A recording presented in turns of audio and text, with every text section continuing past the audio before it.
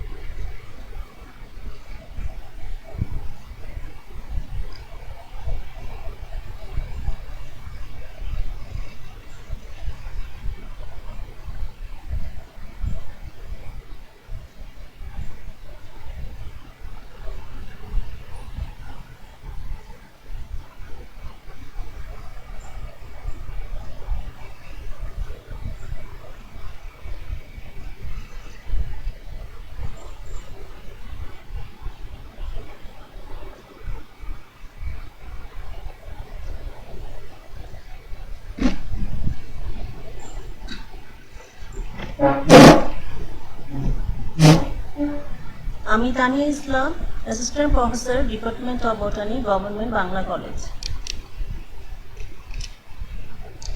আজকে ট্যাক্সোনমিতে পড়ানোর বিষয় হচ্ছে concept of flora, monographs and revisions, syllabus 10।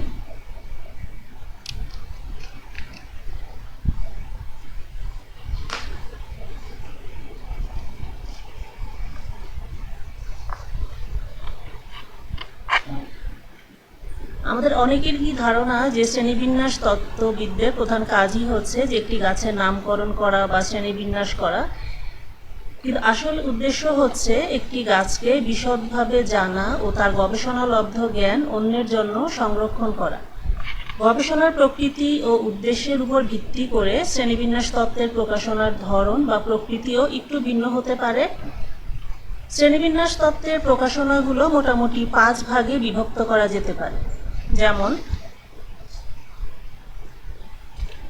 Flora, monograph, revisions, research reports এবং সাপোর্টিং লিটারেচার্স। তো আজকে আমরা ক্লাসে এগুলো সম্পর্কে আলোচনা করব। প্রথমে আছে ফ্লোরা। ফ্লোরা হচ্ছে একটি নির্দিষ্ট ভৌগোলিক সীমারেখা বা অঞ্চলের উদ্ভিদসমূহের শ্রেণীকরণমূলক বিবরণ। বিজ্ঞানী হেউডের মতে ফ্লোরা হলো সামগ্রিক তথ্যের সংরক্ষণাগার, যেখান থেকে প্রয়োজন অনুসারে কোনো তথ্যের পুনঃব্যবহার করা যেতে পারে।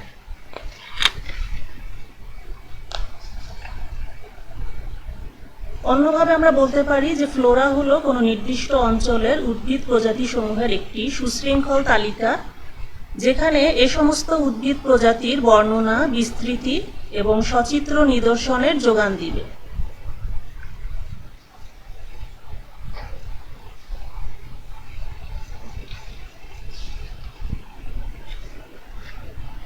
একটি ফ্লোরা যে কোনো অঞ্চল বা স্থানের উদ্ভিদ রাজির সম্পর্কে প্রকাশিত হতে পারে, যেমন কোনো বনাঞ্চলের ছোট্ট একটি অংশের হতে পারে, বা কোনো শহরের, জেলার, রাজ্যের, দেশের, বা এমনকি কোনো মহাদেশেরও হতে পারে।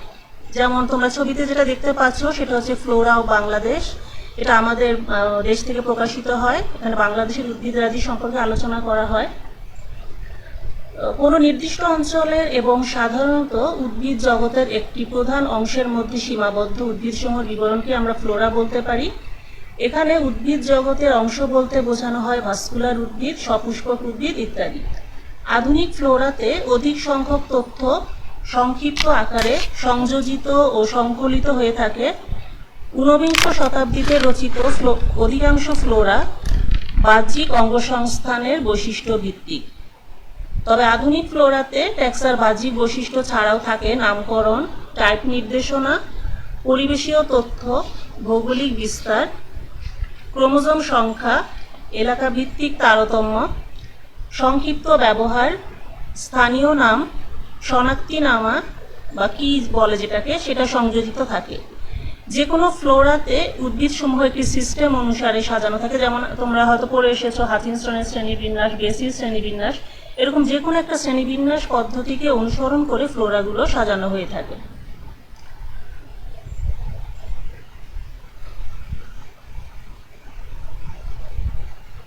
ফ্লোরার উপাদানগুলো যদি আমরা দেখি তাহলে আছে, একটি ফ্লোরাতে এই উপাদানগুলো পাওয়া যায়: বাহ্যিক বৈশিষ্ট্য, নামকরণ, টাইপ নির্দেশনা, পরিবেশীয় তথ্য, ভৌগোলিক বিস্তার,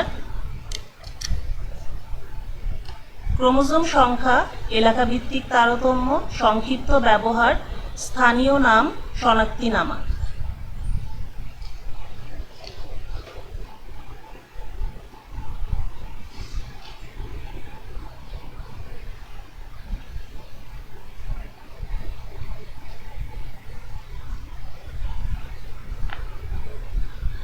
ফ্লোরার রচনার প্রধান উপাদান হচ্ছে গোত্র, অর্থাৎ আমরা গোত্রকে বলতে পারি যে ফ্লোরার প্রধান একক। একটি ফ্লোরা তৈরি করতে লেখক সর্বপ্রথম একটি গোত্রকে নির্বাচিত করেন এবং তার অন্তর্ভুক্ত সকল প্রজাতি বা যতটুকু সম্ভব তা সংগ্রহ করে থাকেন। এছাড়া পূর্বের সংগৃহীত হার্বেরিয়াম নমুনাও সংগ্রহ করতে হয়। পূর্বে প্রকাশিত ট্যাক্সোনমিক লিটারেচার অধ্যয়ন করে পূর্বে সংগৃহীত উদ্ভিদ সম্পর্কে জানতে হবে। পরে প্রথমত প্রজাতিগুলোকে শনাক্ত করে নিতে হবে এবং দ্বিতীয়ত দেখতে হবে যে কতগুলি প্রজাতি পূর্বে শনাক্ত করা হয়েছিল এবং কতগুলি নতুনভাবে শনাক্ত করা হয়েছে। তারপর এই নমুনার ভিত্তিতে কাজ করতে হবে। এরপর এই নির্বাচিত গোত্রের সাধারণ বৈশিষ্ট্য লিখতে হবে। উক্ত গোত্রের বিস্তৃতি বা বিতরণ সম্পর্কে বলতে হবে। উক্ত গোত্রের অধীনস্থ সকল গণের শনাক্তিকরণের কি দিতে হবে বা শনাক্তিনামা যেটা। প্রতিটি গোত্রের গণের অধীনস্থ সকল প্রজাতির সংখ্যা উল্লেখ করতে হবে এবং তাদের শনাক্তিকরণের জন্য কি তৈরি করতে হবে। লেখককে প্রত্যেকটি প্রজাতির ICBN এর নিয়ম অনুসারে সঠিক নাম দিতে হবে এবং উক্ত নামের কোনো সমনাম থাকলে তা উল্লেখ করতে হবে। যদি সম্ভব হয় তাহলে প্রত্যেক প্রজাতির টাইপ নির্দেশনা উল্লেখ করতে হবে। প্রত্যেক প্রজাতির বর্ণনা দিতে হবে এবং বিরল প্রজাতি বা রেয়ার স্পিসিস যেটা তাদের ছবি অঙ্কন করতে হবে। প্রত্যেক প্রজাতির পরিবেশীয় অবস্থা উল্লেখ করতে হবে। প্রত্যেক প্রজাতির পরীক্ষা করে তার প্রাপ্তির স্থান, সংগ্রহের তারিখ এবং সংগ্রহকারীর নাম উল্লেখ করতে হবে। এলাকা ভিত্তিক প্রজাতির তারতম্য উল্লেখ করতে হবে। প্রত্যেক প্রজাতির ক্রোমোজোম সংখ্যা উল্লেখ করতে হবে। সংক্ষেপে প্রত্যেক প্রজাতির ব্যবহার সম্পর্কে লিখতে হবে। এছাড়া সেই প্রজাতিগুলির লোকাল ইনফরমেশন সম্পর্কেও তথ্য থাকতে হবে।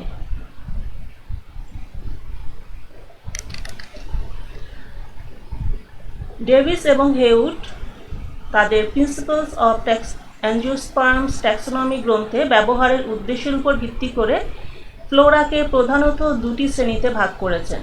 একটি হচ্ছে রিসার্চ ফ্লোরা বা গবেষণা ফ্লোরা।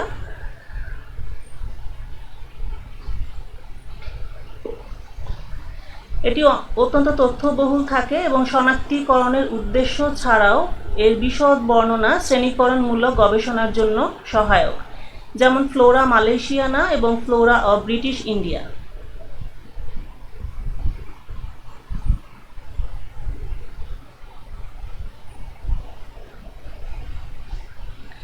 আচ্ছা, এখানে দেখতে পাচ্ছ ফ্লোরা অব মালয়েশিয়ানা এবং ফ্লোরা অব ব্রিটিশ ইন্ডিয়া।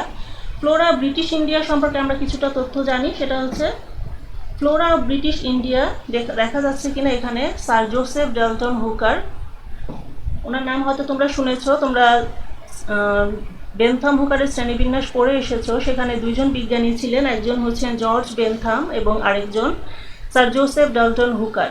তো সেই ওনাদের মধ্যে স্যার জোসেফ ডাল্টন হুকার ওনার কয়েকজন সহযোগী সহ ফ্লোরা অব ব্রিটিশ ইন্ডিয়া রচনা করেছেন। তোমরা জানো স্যার জোসেফ ডাল্টন হুকার উনি কিউ গার্ডেনের অধ্যক্ষ ছিলেন বর্তমানে যে কিউ গার্ডেন আমরা জানি সেটা তারই সৃষ্টি। হুকার এবং ওনার সঙ্গে আরও একটি কথা হচ্ছে উনি চার্লস ডারউইনের ঘনিষ্ঠ বন্ধু ছিলেন, বিবর্তনবিদ চার্লস ডারউইন। তো চার্লস ডারউইনের সংগৃহীত সকল উদ্ভিদের নমুনার শনাক্তকরণ স্যার জোসেফ ডাল্টন হুকারই করে দিতেন।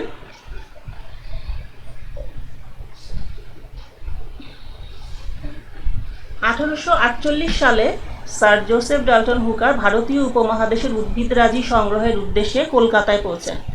তো কলকাতায় আসার পর ওনার সাথে 1849 সালে আরেকজন উদ্ভিদ সংগ্রহকারী টমসনের সাক্ষাৎ ঘটে। এরপর তারা যৌথভাবে উদ্ভিদ সংগ্রহ করতে থাকেন। পরবর্তীতে 1870 সালে India house flora of Indica গ্রন্থনার উদ্যোগ নিলে জোসেফ ডাল্টন হুকার এবং তার সহযোগী উদ্ভিদ বিজ্ঞানীদের সহায়তায় রচনা করেন বিশাল গ্রন্থ ফ্লোরা অব ব্রিটিশ ইন্ডিয়া। এটি 7 খণ্ডে বিভক্ত এবং এই গ্রন্থের প্রথম খণ্ড প্রকাশিত হয় 1872 সালে এবং শেষ খণ্ড প্রকাশিত হয় 1887 সালে। এই গ্রন্থে ভারতীয় উপমহাদেশের উদ্ভিদ প্রজাতি সমূহের সংক্ষিপ্ত বর্ণনা, ভৌগোলিক বিস্তার ও শনাক্তকরণের উপায়সমূহ আলোকপাত করা হয়েছে।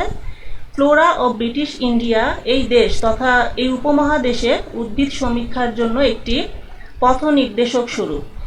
একে আমাদের দেশের উদ্ভিদ সমীক্ষার জন্য ক্লাসিক হিসাবে মূল্যায়ন করা হয়। এবং উল্লেখ্য যে স্যার জোসেফ ডাল্টন হুকার উদ্ভিদরাজি সংগ্রহের জন্য 1851 সালে আমাদের বর্তমান বাংলাদেশের সীতাকুণ্ড, হাটহাজারী এবং অন্যান্য অঞ্চলেও আসেন এবং এখান থেকে উদ্ভিদরাজি সংগ্রহ করেছেন। তো একটি গেল রিসার্চ ফ্লোরা, অত্যন্ত তথ্যবহুল একটি ফ্লোরা। এরপর আছে ফিল্ড ফ্লোরা। এখানে উদ্ভিদের বর্ণনা সংক্ষিপ্ত হয়, টাইপ নির্দেশনা বা পরীক্ষিত নমুনার উল্লেখ থাকে না, সিনোনিমি যথাসম্ভব কম হয়, ভৌগোলিক বিস্তৃতি ও পারিপার্শ্বিকতা সম্পর্কে আলোচনা করা হয়। যেমন এখানে 3টি দেখতে পাচ্ছি আমরা, flora of Siberia, flora of Europaea, flora of turkey.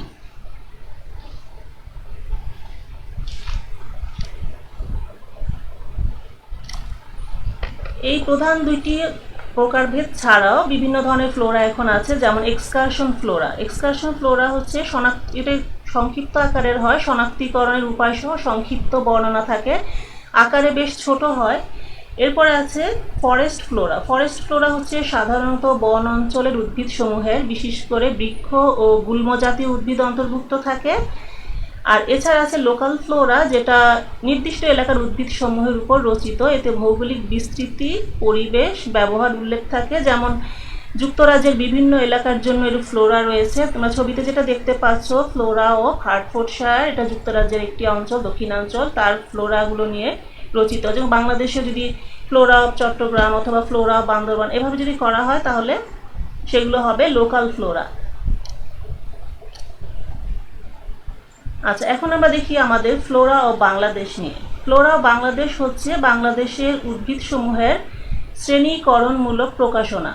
এটি উপমহাদেশের প্রখ্যাত ট্যাক্সোনমিস্ট, তোমরা হয়তো নাম শুনেছ, প্রফেসর সালার খানের সম্পাদনায় এবং বাংলাদেশ ন্যাশনাল হার্বেরিয়াম থেকে প্রকাশিত হচ্ছে। 1972 সাল থেকে ছোট ছোট খণ্ড গোত্র অনুসারে প্রকাশিত হচ্ছে। বাংলাদেশে প্রাপ্ত 210টি সপুষ্পক উদ্ভিদ পরিবারের মধ্যে 2015 সাল পর্যন্ত 74টি পরিবারের 62টি সংখ্যা প্রকাশিত হয়েছে। ছবিতে যেটা দেখতে পাচ্ছ এটা হচ্ছে সর্বশেষ সংখ্যা এখন পর্যন্ত ন্যাশনাল হার্বেরিয়ামের ওয়েবসাইট অনুযায়ী 62তম সংখ্যা।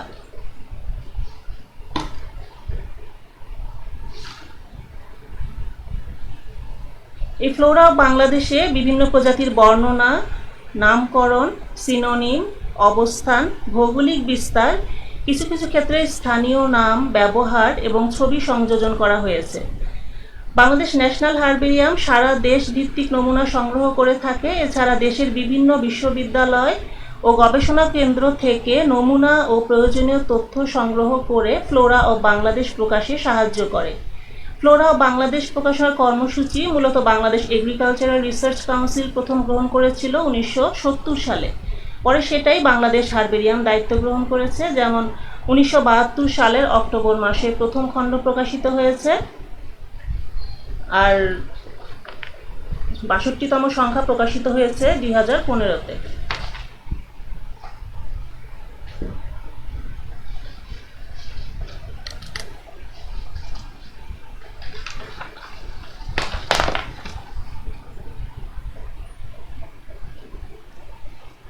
এরপরে আছে ফ্লোরার প্রয়োজনীয়তা, অর্থাৎ কেন ফ্লোরা রচনা করা হবে। ফ্লোরা বিজ্ঞানী হেউড 1884 সালে উনি ফ্লোরা রচনার জন্য নিম্নলিখিত সুপারিশগুলো প্রস্তাব করেছেন। একটা ফ্লোরা রচনার জন্য এই বিষয়গুলোর প্রতি লক্ষ্য রাখতে হবে।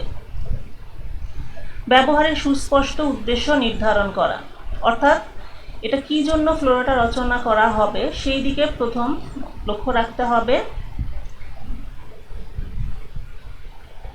এরপর আছে ব্যবহারকারীর প্রয়োজন এবং উদ্দেশ্য নিরূপণ করে পরিকল্পনা গ্রহণ, অর্থাৎ এই ফ্লোরাটা কারা ব্যবহার করবেন, এটা কি ফরেস্ট অফিসে ব্যবহৃত হবে, নাকি বনবিজ্ঞানীরা ব্যবহার করবেন, নাকি প্রজননবিদ ব্যবহার করবেন, সেই উদ্দেশ্য অর্থাৎ ব্যবহারকারীর উদ্দেশ্যের উপর ভিত্তি করে ফ্লোরা রচনার উদ্দেশ্য নির্ধারণ করতে হবে। এটি কৃষিবিদ বা বনবিজ্ঞানী, পরিবেশ বিজ্ঞানী, প্রজননবিদ বিভিন্ন সম্প্রদায়ের চাহিদার দিকে লক্ষ্য রাখতে হবে। ফ্লোরা রচনার সময়কাল এবং জনবল খুব সতর্কতার সাথে নির্ধারণ করতে হবে, যাতে নির্দিষ্ট সময়ে ফ্লোরা প্রণয়নের কাজ শেষ হয়। কারণ অনেক সময় দেখা যায় যে ফ্লোরা রচনার শেষ পর্যায়ে দেখা যায় প্রথম দিকের তথ্যগুলো পুরানো হয়ে যাবে। ফ্লোরা রচনার জন্য নির্দিষ্ট ধারা ও নীতি নির্ধারণ করা, যাতে অংশগ্রহণকারী সকল সহযোগী কর্মী একই ধারা ও নীতি অনুসরণে কাজ করেন, এতে সম্পাদনার জটিলতা হ্রাস পাবে। ব্যাপক ভিত্তিক কাজের ক্ষেত্রে আন্তঃপ্রাতিষ্ঠানিক সহযোগিতা সুন্দরভাবে গড়ে তোলা, এছাড়া রচয়িতা এবং সম্পাদকের মধ্যে একটি নিবিড় সম্পর্ক স্থাপন করতে হবে। স্বল্প পরিচিত এলাকার জন্য যত বেশি সম্ভব চিত্র সংযুক্ত করতে হবে। সম্পাদনার কাজ কমানো এবং তথ্য সহজে সংরক্ষণের জন্য ওয়ার্ড প্রসেসর এবং ইলেকট্রনিক ডেটা প্রসেসিং পদ্ধতি ইত্যাদি আধুনিক কলাকৌশল গ্রহণ করতে হবে। আচ্ছা, ফ্লোরার প্রয়োজনীয়তা। ফ্লোরার সাহায্যে আমরা কি কি তথ্য পেতে পারি?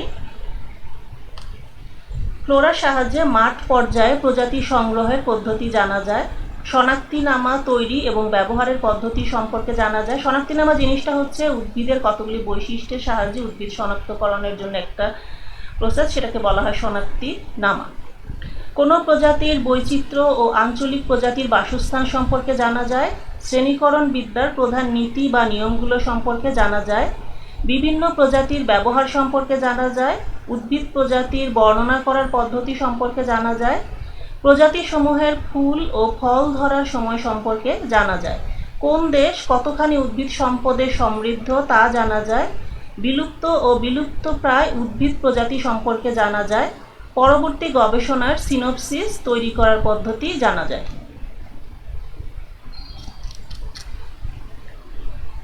এরপর আছে মনোগ্রাফ। এতক্ষণ আমরা ফ্লোরা সম্পর্কে জানলাম, এখন দেখব মনোগ্রাফ।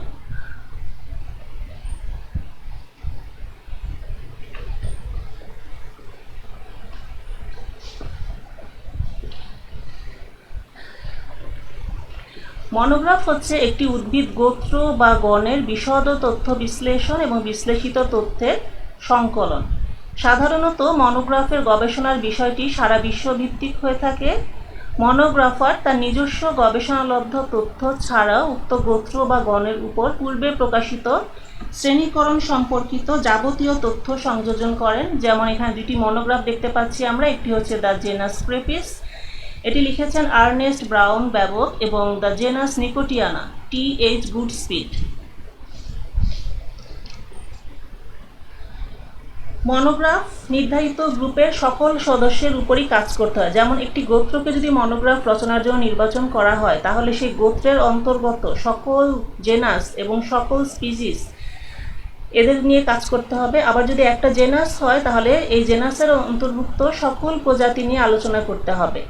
এবং সাধারণত মনোগ্রাফের উদ্দেশ্য এবং প্রয়োগ বিশ্বব্যাপী, কখনোই সীমিত আকারের কোনো ভৌগোলিক এলাকার ভিত্তিতে গড়ে ওঠে না। এটা নির্ধারিত ট্যাক্সনের সকল প্রকার ট্যাক্সোনমিক ট্রিটমেন্টের উপর পর্যালোচনা এবং মূল্যায়ন করে। অর্থাৎ এটি বিশ্বব্যাপী সার্বজনীনভাবে কাজ করা হয়, এটা অত্যন্ত তথ্যবহুল। একটি মনোগ্রাফে নিম্নলিখিত উপাদানগুলি দেখা যায়, বা একটি মনোগ্রাফ রচনার সময় এই উপাদানগুলির প্রতি লক্ষ্য রাখতে হবে। প্রথমেই হচ্ছে বাহ্যিক চারিত্রিক বৈশিষ্ট্য বা মরফোলজি, কোষতত্ত্ব বা সাইটোলজি, পরাগরেণু তত্ত্ব বা প্যালিনোলজি, গঠনতন্ত্র বা অ্যানাটমি, উদ্ভিদ রসায়ন বা ফাইটোকেমিস্ট্রি, প্রজনন পদ্ধতি বা ব্রিডিং সিস্টেম, উদ্ভিদ সমষ্টির অন্তর্ভুক্ত তারতম্য বা ভ্যারিয়েশন উইদিন পপুলেশন, প্রত্ন উদ্ভিদ বিজ্ঞান বা প্যালিন্টোলজি।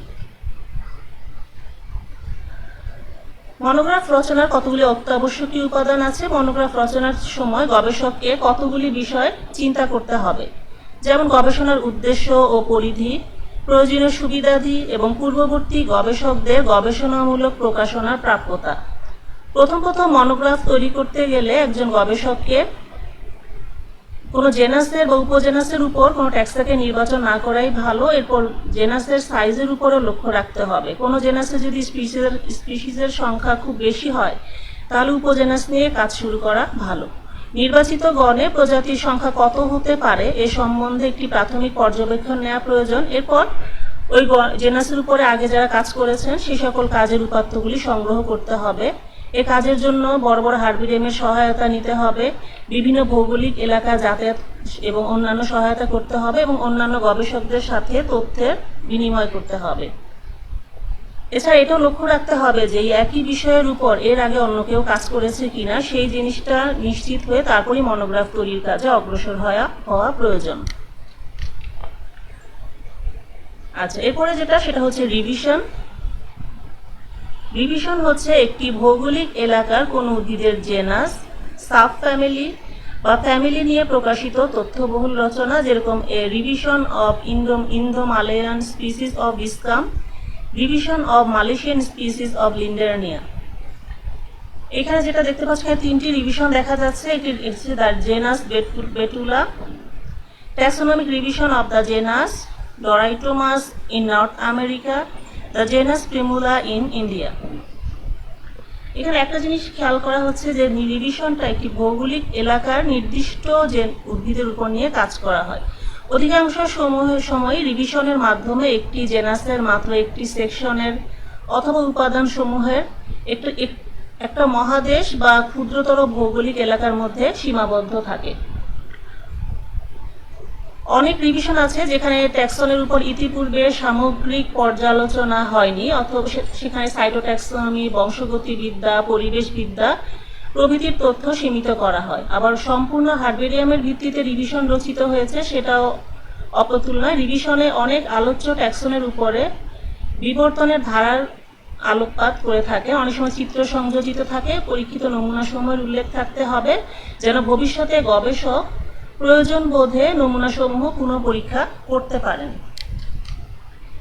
রিভিশনের উদ্দেশ্য হচ্ছে প্রধানত তিনটি: ট্যাক্সা, বিশেষ করে প্রজাতির সংজ্ঞা মূল্যায়ন ও সীমিতকরণ, নির্দিষ্ট প্রাকৃতিক নিয়মে শ্রেণীবন্ধনকরণ, শনাক্তিনামা, সংযোজন। রিভিশনে আলোচিত বিষয়গুলো হচ্ছে শ্রেণীকরণমূলক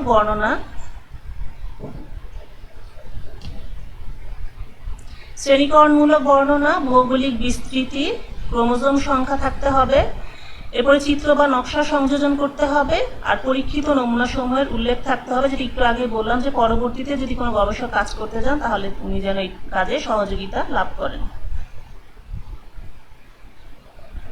এখন আমরা এক নজরে দেখে নেই ফ্লোরা, মনোগ্রাফ এবং রিভিশনের প্রধান পার্থক্যটা কোথায়।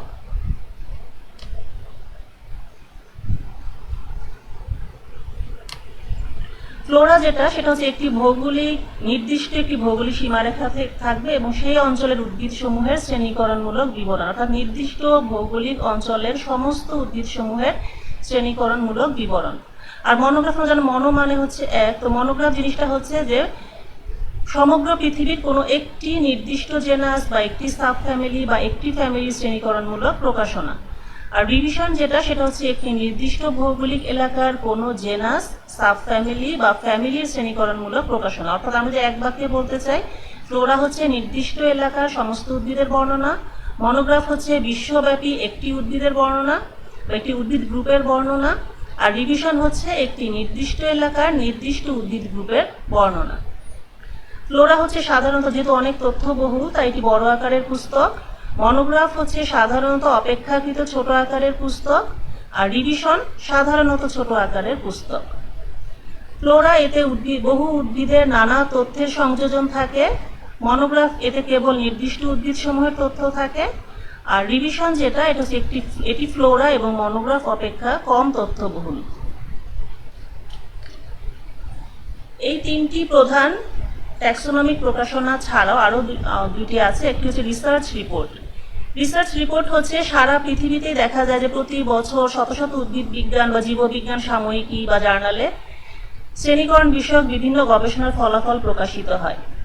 এই সকল গবেষণার ফলাফলের সারসংক্ষেপ অনেক রিসার্চ রিপোর্টে প্রকাশিত হয়, যেমন বায়োলজিক্যাল অ্যাবস্ট্রাক্ট একটি রিসার্চ রিপোর্ট, ফরেস্ট্রি অ্যাবস্ট্রাক্ট, অর্থাৎ সারা বছর ব্যাপী পৃথিবীতে যে কাজগুলো হয় সেগুলো বিভিন্ন রিপোর্ট প্রকাশিত হয়, তাদেরকে বলা হয় রিসার্চ রিপোর্ট বা গবেষণা প্রতিবেদন।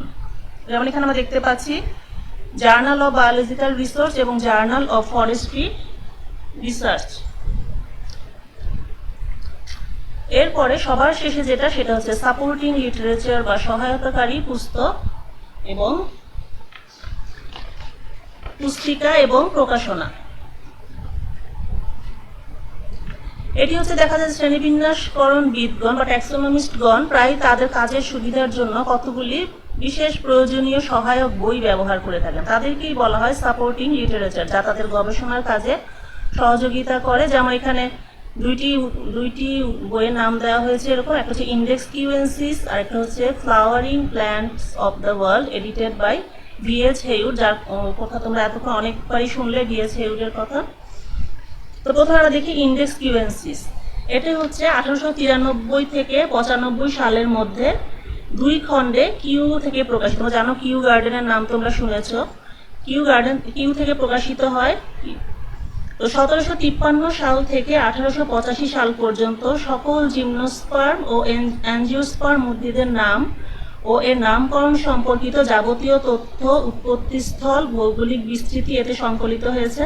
তারপর প্রতি 5 বছর অন্তর অন্তর নতুন প্রকাশিত নাম ও পরিবর্তন সহ সাপ্লিমেন্ট প্রকাশিত হয়েছে। এ পর্যন্ত 16টি সাপ্লিমেন্ট প্রকাশিত হয়েছে। উদ্ভিদের নাম সম্পর্কিত তথ্যের জন্য এটি একটি বিশেষ নির্দেশক বা ইন্ডেক্স। বর্তমানে সম্পূর্ণ ইন্ডেক্সটি কম্পিউটারে সংরক্ষিত করা হয়েছে এবং প্রতিটি বার্ষিক ইন্ডেক্স কম্পিউটার প্রিন্ট আউটে পাওয়া যাচ্ছে। এটি হচ্ছে ইন্ডেক্স কিউএনসিস। এরপরে যেটা দেখতে পাচ্ছি সেটা হচ্ছে flowering plants of the world. এটি ভিএইচ হেউড 1978 সালে সম্পাদনা করেছেন। এটিও অত্যন্ত গুরুত্বপূর্ণ গ্রন্থ। এতে প্রায় 300 ফ্যামিলির বর্ণনা, এদের বিশেষ চারিত্রিক বৈশিষ্ট্য, ভৌগোলিক বিস্তৃতি, ফ্যামিলিভুক্ত জেনাস ও স্পিসিস, অর্থনৈতিক গুরুত্ব সম্পর্কে আলোচনা করা হয়েছে। এছাড়া শ্রেণীবিন্যাস পদ্ধতি ও উদ্ভিদের বিভিন্ন অংশের বর্ণনামূলক সংজ্ঞাও সংযোজিত হয়েছে। তো আজকের ক্লাসে আমরা প্রধানত 5টি ট্যাক্সোনমিক পাবলিকেশন বা ট্যাক্সোনমিক লিটারেচার সম্পর্কে জানলাম। তা হচ্ছে ফ্লোরা, মনোগ্রাফ, রিভিশন, এরপর আছে রিসার্চ রিপোর্ট এবং সাপোর্টিং লিটারেচার। এখন দেখি এখান থেকে কি ধরনের প্রশ্ন আসতে পারে। এখান থেকে প্রশ্ন আসতে পারে, এই প্রশ্নগুলো বিভিন্ন বিশ্ববিদ্যালয় থেকে সংগৃহীত। ফ্লোরা কি? ফ্লোরা কত প্রকার ও কি কি? ফ্লোরা তৈরির পদ্ধতি আলোচনা করো। মনোগ্রাফ ও রিভিশন তৈরির প্রক্রিয়া বর্ণনা করো। ফ্লোরা, মনোগ্রাফ ও রিভিশন বলতে কি বুঝো? একটি মনোগ্রাফ রচনার অত্যাবশ্যকীয় উপাদানগুলো আলোচনা করো।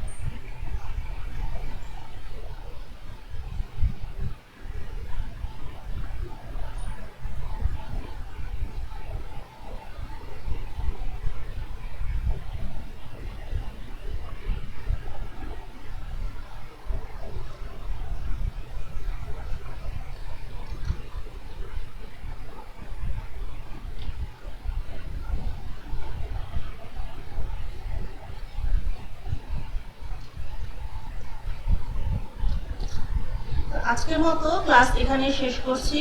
তোমাদের সবাইকে ধন্যবাদ। তোমরা ভালো থেকো। আল্লাহ হাফেজ।